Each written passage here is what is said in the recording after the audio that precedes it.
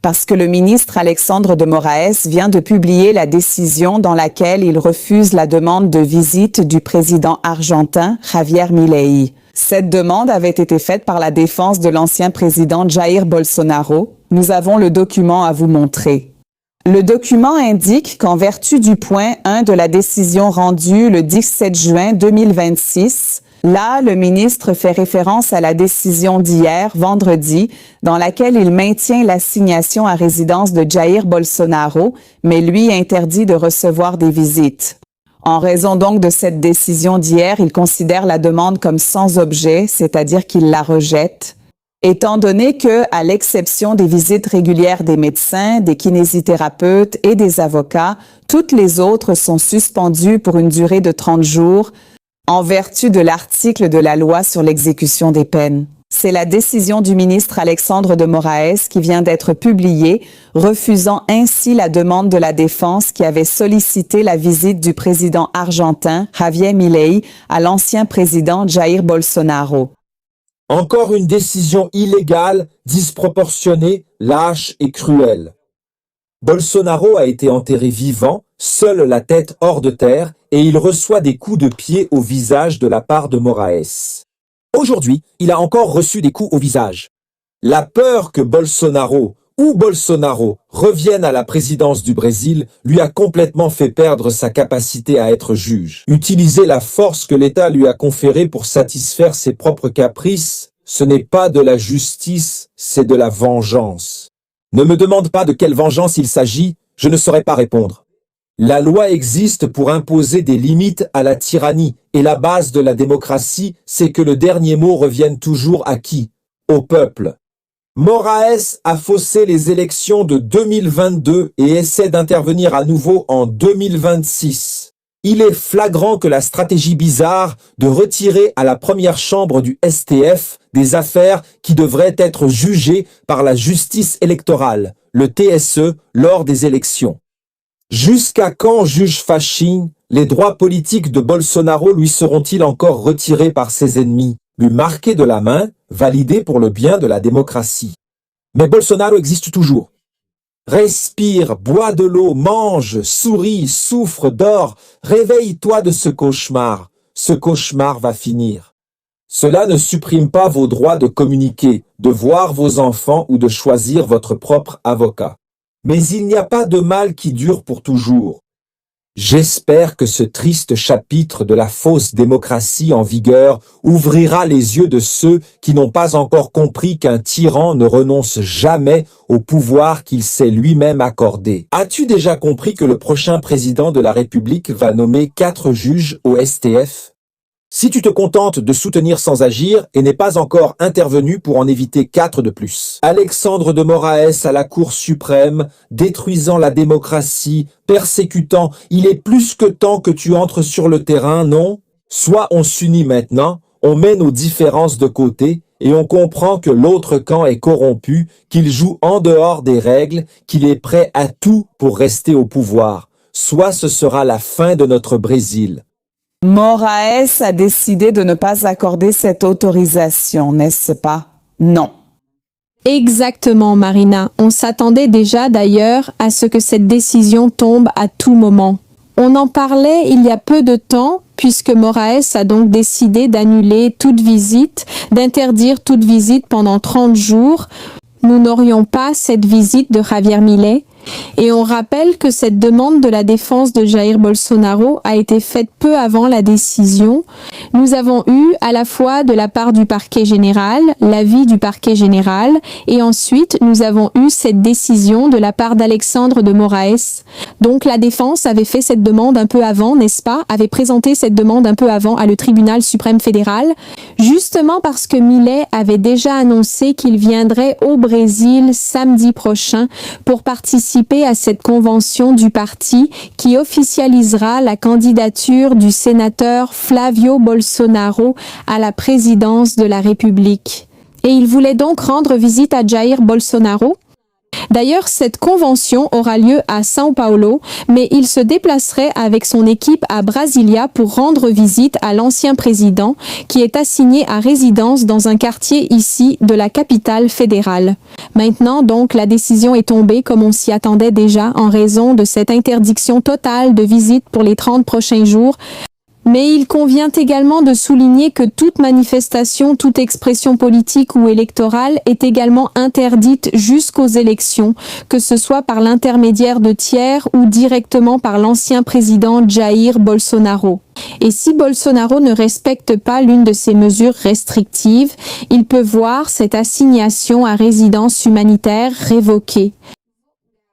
Par conséquent, maintenant, Moraes confirme une information dont on se doutait déjà et qui devait tomber dans les prochains jours. D'ailleurs, la défense de Jair Bolsonaro s'attendait également à ce que cette visite soit refusée après la décision d'Alexandre de Moraes, qui a donc interdit les visites à l'ancien président. Toute visite pendant les 30 prochains jours et jusqu'aux élections, donc du fils Flavio Bolsonaro et de toute manifestation politique ou électorale. Marina, je te rends la parole. Sonia, nous suivons tout ce débat, tout ce processus, n'est-ce pas, de l'ancien président Jair Bolsonaro qui est en assignation à résidence. Comme tu l'as dit, c'est principalement à cause de la lettre qui est la suite d'une succession de crises. L'ancien président Jair Bolsonaro avait déjà enfreint à un autre moment, selon l'avis d'Alexandre de Moraes, les mesures conservatoires imposées. Et maintenant, donc, une conséquence supplémentaire, selon Moraes, de ces manquements.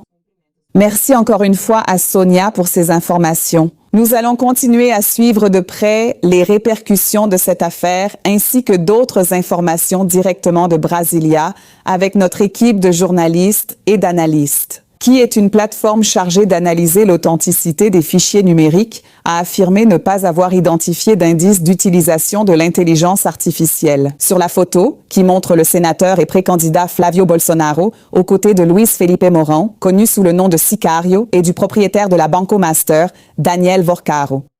Ceci est l'un des points forts de notre site sbtnews.com.br.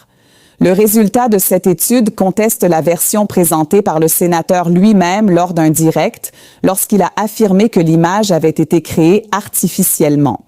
Le processus de vérification, selon la plateforme, implique l'analyse de l'origine du fichier, puis la recherche de traces laissées par l'utilisation de l'IA. Les métadonnées n'ont pas affiché le marquage numérique qui marque les images manipulées numériquement. Ainsi, la plateforme a conclu qu'il n'y a aucune probabilité que l'image ait été créée par une intelligence artificielle, l'histoire du père, Jair Bolsonaro. Et maintenant, cette semaine, un nouvel indice de la proximité de Flavio Bolsonaro avec des membres du groupe, n'est-ce pas, du gang qui faisait partie du système de Banco Master. Sur cette photo publiée par l'Institut ICL mercredi, qui a d'abord été contestée par Flavio, mais dont Flavio n'a pas nié l'authenticité. Il est ensuite revenu sur ses propos, affirmant qu'il s'agissait d'intelligence artificielle, mais aujourd'hui, des études sur la photographie confirment que la photo est réelle et non générée par IA. Eh bien, je me souviens que juste après la diffusion des enregistrements audio échangés entre Flavio Bolsonaro et Daniel Vorcaro, le chef du PL à la Chambre lui-même, Sostres Cavalcante, a accordé une interview ici pour nous sur SBT News, en disant que, vous voyez, le Brésil vit des crises chaque semaine, celle-ci sera vite oubliée, d'autres crises prendront la place de celle-ci. Et la candidature de Flavio Bolsonaro va continuer sans grand préjudice après cette affaire de Daniel Vorcaro et Flavio Bolsonaro. Ce qui s'est passé, c'était vraiment une succession de crises au sein même de la campagne de Flavio, des crises par-dessus d'autres crises qui s'enchaînent et se forment. Un scénario qui semble de plus en plus difficile pour Flavio. À la veille de la convention qui va confirmer sa candidature à la présidence de la République pour le Parti libéral. C'est parce qu'immédiatement après les enregistrements audio, on a vu la crise avec Michel Bolsonaro, puis la crise du Tarifaço. Maintenant, cette image de Flavio avec Sicario, diffusée par ICL Noticias ces derniers jours, tout cela vient encore renforcer l'agitation autour de la candidature de Flavio Bolsonaro. Très négatif pour sa candidature. Je pense que surtout le Tarifaço avait un potentiel encore plus nuisible. Ce n'est pas un hasard si Flavio Bolsonaro est allé aux États-Unis, a écrit une lettre à Marco Rubio, Il a dit au gouvernement américain que le tarifasso nuirait à sa candidature et favoriserait fortement la candidature à la réélection de Lula.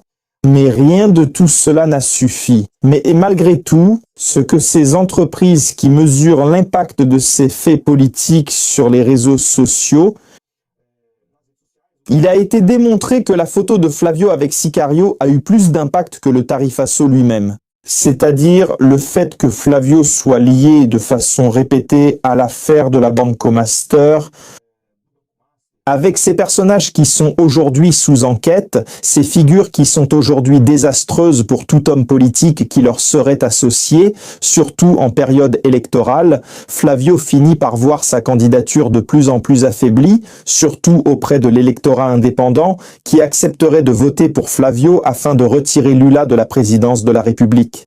Et qui représente aujourd'hui une partie importante de l'électorat qui va décider qui sera le président de la République lors des élections en octobre. Donc Flavio subit aujourd'hui une usure très importante, en particulier auprès de cet électorat, et il sera important d'attendre les prochains sondages électoraux pour voir quelle a été l'ampleur de cette usure pour Flavio.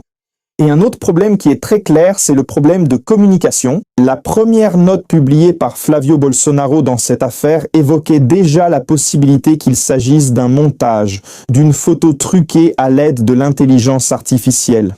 Ensuite, dans la deuxième note, il retire ce passage et ne garde dans la note que l'information selon laquelle Flavio est une personnalité publique très connue, qui prend des photos avec de nombreuses personnes et qu'il ne connaît pas ces personnes avec qui il prend des photos.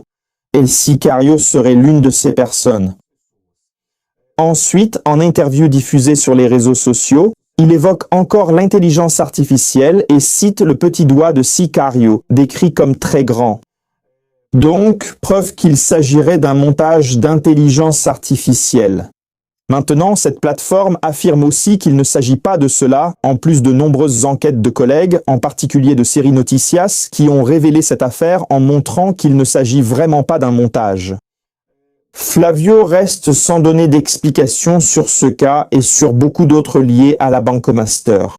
Et cela complique même la situation au point que les alliés politiques de Flavio n'ont pas confiance dans les déclarations du candidat à la présidence. Et cela mine sa base de soutien politique, sa base de soutien électoral et surtout cela affaiblit le vote de ceux qui sont considérés comme indépendants, c'est-à-dire ceux qui vont décider du second tour des élections. Ce que nous avons vu dans les derniers sondages, c'est la chute de la candidature de Flavio d'Avril jusqu'à maintenant, début juillet, toujours avec des reculs très faibles en pourcentage, mais montrant une tendance à la baisse qui est terrible pour la candidature de Flavio. Maintenant, dans ces cas-là, nous devons voir comment cette tendance va se maintenir. Si elle se maintient, si elle reste stable à la baisse, le grand préjudice pour la campagne de Flavio est de ne pas voir cette tendance se terminer par des augmentations successives de ses pourcentages d'intention de vote. Donc en fin de compte, ça a été une semaine terrible pour Flavio Bolsonaro avec ces deux révélations. Moi-même, en vacances à Bahia, j'ai vu beaucoup de personnes en parler sur la plage, dans les bars, dans les restaurants. C'est vraiment un sujet qui attire l'attention dans la société et c'est terrible pour Flavio Bolsonaro. Je t'imagine assis sur une chaise de plage, une eau de coco dans une main, le téléphone dans l'autre, en train d'enquêter et de regarder la photo de Flavio avec Sicario, en pensant déjà aux analyses César. Merci encore une fois pour ta participation.